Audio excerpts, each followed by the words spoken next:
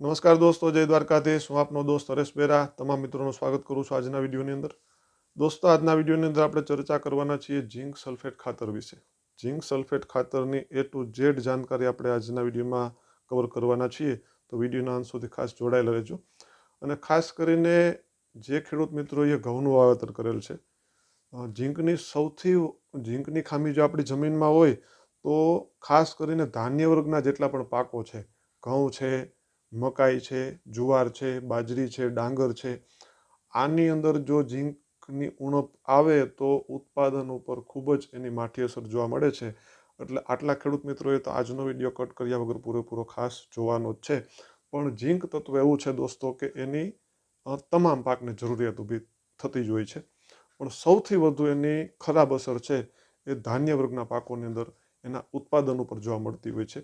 એટલે આપણે આજના વિડીયોમાં જે વાત ચર્ચા કરવાના છીએ ઝીંકની, તો એ સમજવા માટે દોસ્તો એ જાણવું જરૂરી છે કે આ પૃથ્વી ઉપરની કોઈ પણ વનસ્પતિ હોય કે આપણા ખેતીના કોઈ પણ પાક હોય, એને પોતાનું સંપૂર્ણ જીવન વ્યવસ્થિત પૂર્ણ કરવા માટે 17 પોષક તત્વોની જરૂરિયાત ઊભી થતી હોય છે। એમાંથી 3 પોષક તત્વો એવા છે કે જેના માટે આપણે કોઈ વધારાનો ખર્ચ કરવો પડતો નથી। એ છે કાર્બન, હાઇડ્રોજન અને ઓક્સિજન। આ 3 પોષક તત્વો કોઈ પણ પાક, કોઈ પણ વનસ્પતિ પાણી અને હવામાંથી મેળવે છે। ત્યારબાદના જે 14 પોષક તત્વો છે એને 2 ભાગમાં ડિવાઈડ કરવામાં આવે છે। એક જે જથ્થો છે એવો છે કે જેને મેક્રો કહેવામાં આવે છે, અને બીજો જે વિભાગ છે એને કહેવામાં આવે છે માઇક્રો।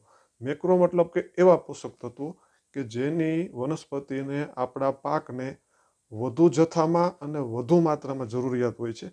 એ પોષક તત્વો છે nitrogen, phosphorus, potash, calcium, magnesium અને સલ્ફર।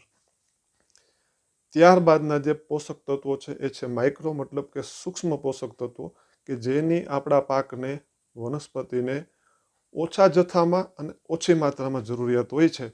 એ છે ઝીંક છે, કોપર છે, મેંગેનીઝ છે, બોરોન છે। આ બધા પોષક તત્વો દોસ્તો એવા છે, કોપર છે, કે જેની ઓછી માત્રામાં જરૂરિયાત હોય છે, પણ એની જો ખામી સર્જાય તો એની ખામી બીજા કોઈ પણ પોષક તત્વો પૂરી કરી શકતા નથી। એ પોષક તત્વોની ખામીને કારણે કદાચ સામે આપણે ગમે એટલું DAP નાખીએ કે ગમે એટલું યુરિયા નાખીએ કે ગમે એટલા બીજા ખાતરો નાખીએ, પણ જે પોષક તત્વોની ઉણપ છે એ પોષક તત્વો ન નાખીએ તો ઉત્પાદન કોઈ પણ હિસાબે વધારી શકાતું નથી।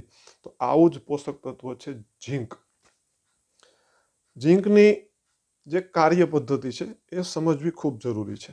ઝીંક છે એ કોઈ પણ વનસ્પતિ છે, અને ખાસ કરીને ધાન્ય વર્ગના જે પાકો છે એમાં લંબાઈ વધારવાનું કામ છે એ ઝીંકનું છે।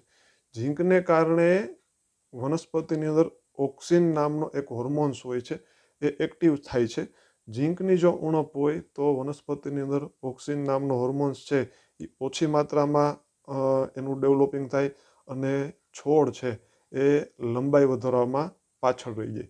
ઓક્સિન હોર્મોન્સ એવો છે કે જે વનસ્પતિની લંબાઈ, પાંદડા વધારવાના, વનસ્પતિની જે ઊંચાઈ છે વધારવાની, ઘઉંની વાત કરીએ તો ઘઉંની ઊંચાઈ વધારવાની, ઘઉંના પાંદડાની લંબાઈ વધારવાની, ઘઉંની જે ડુંડી નીકળે છે ડુંડીની લંબાઈ વધારવાની, ઘઉંના જે મૂળ છે મૂળને લંબાઈ વધારવાની।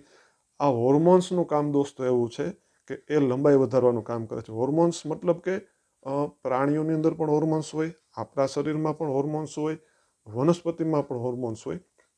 આ હોર્મોન્સ મતલબ કે આપણા શરીરની અંદર રાસાયણિક સંદેશાવાહક, જેમ ટપાલીનું કામ કરીએ કે હોર્મોન્સ છે એ કોઈ પણ જે સ્ટ્રક્ચર છે, વનસ્પતિ હોય કે માણસ હોય કે પશુ હોય, તો સ્ટ્રક્ચરમાં એની જે વાહિનીઓ છે એમાં સંદેશા પહોંચાડે કે ભાઈ તમારે આ કામે વળગવાનું છે, તમારે આ કામે વળગવાનું છે। એટલે ઘઉંની અંદર કે વનસ્પતિની અંદર લંબાઈ વધારવાનું, ઘઉંની ડુંડીની લંબાઈ વધારવાની, પાંદડાની લંબાઈ વધારવાની, આ બધી લંબાઈ વધારવાનું જે કામ જે હોર્મોન્સ કરે છે એ છે ઓક્સિન। અને આ ઓક્સિન હોર્મોન્સના ઉત્પાદન માટે જરૂરી છે ઝીંક।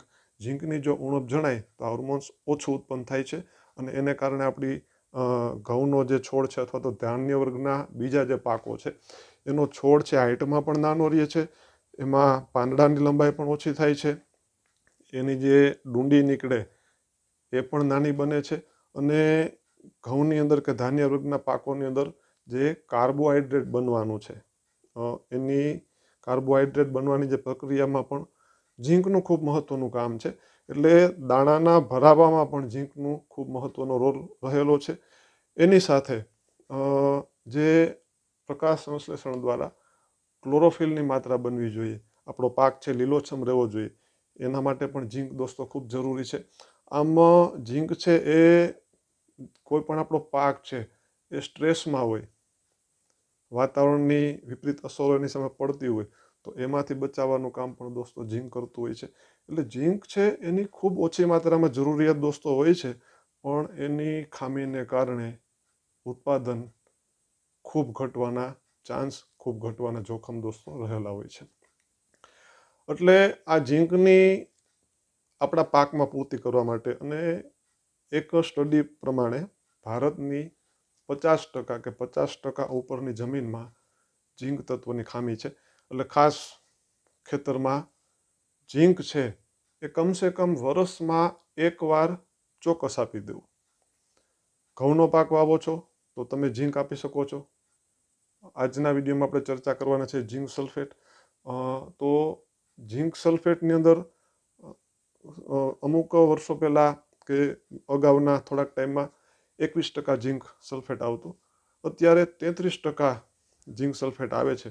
તો આ 33% ઝીંક સલ્ફેટ છે, ઘઉંની વાત કરીએ તો ઘઉંની અંદર વાવેતર સમયે પણ આપી શકો, અને વાવેતર સમયે જો આપણે ન આપી શક્યા હોય તો 25થી 30 દિવસે જ્યારે આપણે પૂરતી ખાતર તરીકે યુરિયાનો ડોઝ આપતા હોય, તો યુરિયા સાથે ઝીંક સલ્ફેટ ખાસ મિક્સ કરી અને આપી દેવું. સાવધાની દોસ્તો ખાસ એ રાખવાની છે કે ઝીંક સલ્ફેટને કોઈ પણ ફોસ્ફરસયુક્ત ખાતર સાથે મિક્સ કરવાનું નથી. ફોસ્ફરસયુક્ત ખાતર સાથે જો ઝીંક મિક્સ કરવામાં આવશે તો ઝીંક અને ફોસ્ફરસ બંને એકબીજાની સાથે જોડાઈને આમ ચોંટી જશે. ઝીંક ફોસ્ફેટ નામના એક એવા પદાર્થનું નિર્માણ થાય કે એ પછી છૂટો પડતો નથી. એટલે આપણા પાકને ફોસ્ફરસ પણ નહીં મળે, ઝીંક પણ નહીં મળે, અને એ આપણી જમીનમાં ફિક્સ થઈ જાય છે. એટલે ખાસ ઝીંક ખાતર જ્યારે પણ આપણે આપણા પાકમાં આપીએ તો યુરિયા સાથે મિક્સ કરીને આપો. લીંબોળીના ખોળ કે એરંડીના ખોળ સાથે મિક્સ કરી આપી શકાય. આપણે છાણિયું ખાતર હોય તો એમાં મિક્સ કરીને આપી શકાય. યુરિયા સાથે મિક્સ કરીને આપી શકાય. પણ ખાસ કોઈ પણ ફોસ્ફરસયુક્ત ખાતર સાથે મિક્સ કરી અને ઝીંકવાળું ખાતર આપવું નહીં. આ દોસ્તો ખાસ ખ્યાલ રાખવો. બીજા નંબરમાં દોસ્તો ઝીંક સલ્ફેટ કે ઝીંક જે તત્વ છે એ પણ ફોસ્ફરસની જેમ સાવ આળસું છે. મતલબ કે જ્યાં પડ્યું હોય છે ત્યાંથી બહુ જાજુ હલનચલન કરશે નહીં. એટલે ખાસ જેમ યુરિયા છે પાણી સાથે ઓગળી અને ગમે ત્યાં સુધી, જ્યાં સુધી પાણી પહોંચતું હોય ત્યાં સુધી યુરિયા પહોંચી જતું હોય, તો આવું ફોસ્ફરસ સાથે કે ઝીંક સાથે શક્ય હોતું નથી. એટલે બને એટલું ઝીંક છે એ મૂળની આસપાસ, મૂળની નજીક આપણે આપીએ, એ પણ ખાસ દોસ્તો સાવચેતી રાખવા જેવી છે. એટલે દોસ્તો ખૂબ થોડી માત્રામાં, અને ઝીંક સલ્ફેટ કેટલી માત્રામાં નાખવાની દોસ્તોની વાત કરીએ તો ખાતરો બનાવતી કંપનીની જે ભલામણ છે એ પ્રમાણે એક એકરે 2-3 કિલોથી લઈ 5 કે 6 કિલો સુધી 33% ઝીંક સલ્ફેટ આપવાની ભલામણ છે. અને વર્ષમાં માત્ર એક જ વખત ઝીંક સલ્ફેટ આપવાનું છે. અગાઉ આપણે આ જ વર્ષમાં કોઈ પાકમાં ઝીંક સલ્ફેટ ચોમાસું પાકમાં જો આપી દીધું હોય તો અત્યારે આપવાની કોઈ જરૂરિયાત નથી. અને અત્યારે આપણે ઝીંક સલ્ફેટ આપ્યું હોય તો આવતા ચોમાસું પાકમાં આપવાની જરૂરિયાત નથી. પાછું નેક્સ્ટ શિયાળામાં તમે કોઈ પણ ઘઉં કે એનું વાવેતર કરો તો ત્યારે આપવું. મતલબ કે આજે આપણે ઝીંક આપ્યું છે તો આજથી 1 વર્ષ સુધીના ગાળામાં બીજી વખત ઝીંક સલ્ફેટ આપવાની જરૂરિયાત દોસ્તો રહેતી નથી. દોસ્તો માહિતી સારી લાગી હોય તો વિડીયોને લાઈક કરજો, વિડીયોને શેર કરજો. ફરી મળશું કોઈ સરસ મજાની માહિતી સાથે. અત્યારે રજા લઈએ. જય જવાન, જય કિસાન, જય હિન્દ, વંદે માતરમ. ધન્યવાદ.